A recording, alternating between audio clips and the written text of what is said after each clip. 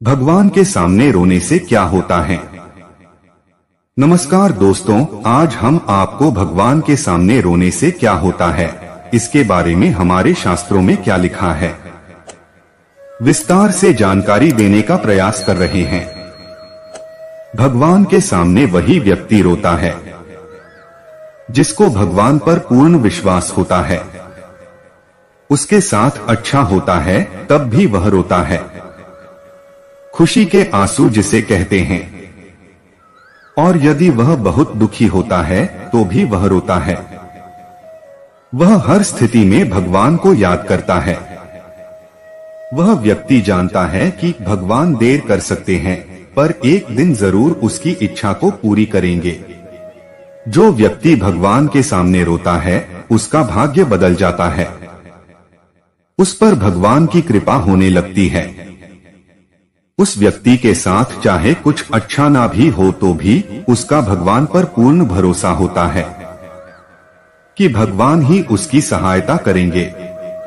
वह हर दुख में भगवान को याद करता है और सुख में भी भगवान को नहीं भूलता। उस व्यक्ति का मन पवित्र होने लगता है और उसके अंदर आध्यात्म का विकास होने लगता है और उसका मन भगवान की भक्ति में लगने लगता है। जब कोई भी व्यक्ति भगवान के सामने जब जाता है तो उसका दुख दर्द वह भगवान को बताता है। हमारे मन की हर एक बात भगवान जरूर जानते हैं। वह अंतर्यामी है, उनसे कुछ नहीं छुपता है। जब किसी व्यक्ति को भगवान के पास जाते ही रोना आता है तो उसे यदि मुसीबतों से जल्दी बाहर निकलना है तो उसे भागवत गीता पढ़ना शुरू कर देना चाहिए। क्योंकि जब कोई दुखी व्यक्ति भागवत गीता पढ़ता है तो उसे बहुत जल्दी भगवान उसे सही राह दिखा देंगे। अगर कोई विधि पूर्वक भागवत गीता पढ़ता है तो उसके जीवन में चमत्कार जरूर होता है। आप भगवान की स्तुति करें, वो आपके जीवन के बड़े से बड़े संकट को दूर कर देंगे। भगवान के सामने रोना चाहिए या नहीं? सनातन धर्म को मानने वाले प्रत्येक व्यक्ति का अंतिम लक्ष्य मोक्ष की प्राप्ति होता है। हर व्यक्ति चाहता है कि वह जीवित अवस्था में सारे सुख भोगे और मृत्यु के बाद उसे मोक्ष की प्राप्ति हो जाए। और भौतिक सुख प्राप्त करने के लिए भगवान से प्रार्थना करना प्रारंभ कर देता है। वह चाहता है कि उसे दुनिया की सारी खुशियां मिल जाएं। पर हर व्यक्ति को इस बात पर गौर करना चाहिए कि भगवान का यह फर्ज होता है कि अपने भक्त का पेट भर जाए। उनका यह फर्ज नहीं है कि वह आपकी हर इच्छा पूरी करे।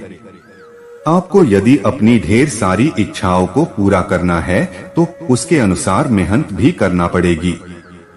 भगवान ने भी इस धरती पर जन्म लिया और अनेक संघर्ष किए।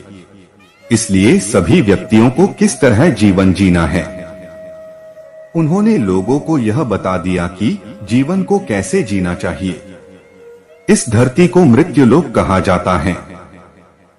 मृत्युलोक पृथ्वी को इसलिए कहा गया है कि व्यक्ति यहाँ पर अलग अलग योनियों में जन्म लेता है और मरता रहता है और 84 लाख योनियां होती हैं, जिसमें से मनुष्य का जन्म बहुत मुश्किलों के बाद बहुत सी योनियों में भटकने के बाद मिलता है।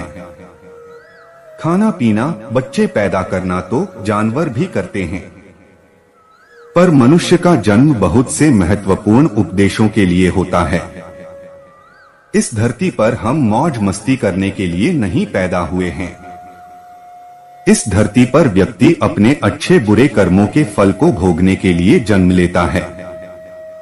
और जो व्यक्ति अच्छे कर्म करता है और नेकी और भलाई का काम करता है और भगवान की भक्ति सच्चे मन से करता है तो उसे भगवान की प्राप्ति होती है। जो व्यक्ति दूसरों को कोई हानि नहीं पहुंचाता, अपनी मेहनत से कमाए धन से अपना और उसके परिवार को पालता है और इंसान से लेकर किसी भी जीव को हानि नहीं पहुंचाता है, उस व्यक्ति को भगवान की प्राप्ति होती है। इसका मतलब यह नहीं है कि आप पर कोई हमला कर रहे हैं और आप चुपचाप सहन कर ले। भगवान ने साथ ही साथ यह भी उपदेश दिया है कि आप पर यदि कोई अत्याचार कर रहा है तो उसके खिलाफ आपको आवाज उठानी चाहिए, अन्याय नहीं सहन करना चाहिए। भगवान कृष्ण ने अर्जुन को युद्ध करने के लिए उपदेश दिया था कि कायर व्यक्ति की तरह जीवन नहीं जीना चाहिए। यदि अपने साथ कुछ गलत हो रहा है तो उसको सहन करना कायरता होगी। जो ईमानदारी पूर्ण जीवन जीता है, इस तरह के व्यक्ति पर भगवान की विशेष कृपा होने लगती है। बिना मांगे ही उसके सारे दुख कम होने लगते हैं। उसकी धीरे धीरे सारी परेशानियां कम होने लगती है।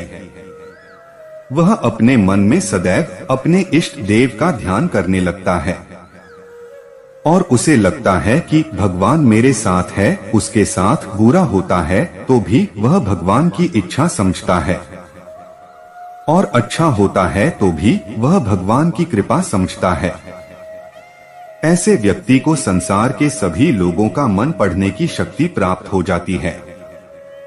वह सही और गलत लोगों को आसानी से पहचान जाता है और उसका स्वभाव दूसरे लोगों की तुलना में बहुत ही अलग होता है।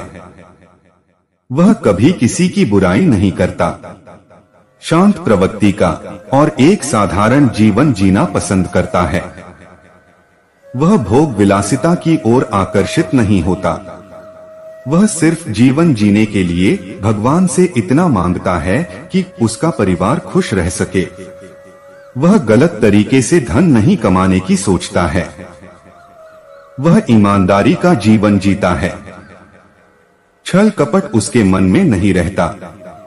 प्रत्येक व्यक्ति अपने इष्ट देव से प्रार्थना जरूर करता है और जब वह भगवान के मंदिर में जाता है या फिर भगवान की भक्ति करता है तो उसके मन में बहुत से अच्छे बुरे विचार आते हैं और वह अपने दुखों को याद करके अपने आंसुओं को रोक नहीं पाता है। वह भगवान के सामने रोने लगता है और यह संकेत बहुत ही शुभ होता है। आप अपने दुख भगवान को बता रहे हैं, क्योंकि यदि आप अपने दुख दूसरे लोगों को बताएंगे तो वह आपकी सहायता करने के बदले में आपसे कुछ भी मांग सकता है और आपको उसका जिंदगी भर एहसान मानना पड़ सकता है। दुख के समय भगवान ही आपकी सहायता करने के लिए किसी न किसी रूप में आपकी मदद करते हैं। इसलिए भगवान को हमें हमारे दुख बताना चाहिए और भगवान के सामने आप रो भी सकते हैं। वो आपके दुख को समझेंगे, दूसरे लोगों की तरह आपका मजाक नहीं उड़ाएंगे। भगवान आपके दुखों को दूर करेंगे। आपके जीवन में कितनी भी बड़ी परेशानी आए, आप उसे भगवान को बताएं और सच्ची प्रार्थना करें तो आपको चमत्कारी फायदे होंगे। धार्मिक पुस्तकें पढ़ने से जो मन को एकाग्र शक्ति और शांति प्राप्त होगी, जो कभी आपने सोचा भी नहीं होगा। आपकी सारी चिंता समाप्त होने लगेगी और मानसिक तनाव दूर होगा। इस दुनिया में अच्छे बुरे सभी तरह के लोग होते हैं और जब आपके अच्छे दिन आने वाले होते हैं जो आपको अच्छे मित्रों की भी प्राप्ति होती है। उम्मीद करता हूँ आपको वीडियो पसंद आया होगा और आप हमारे चैनल पे नए हो तो लाइक, कमेंट और सब्सक्राइब जरूर करें। आपके एक लाइक से ही हम मोटिवेट होते हैं।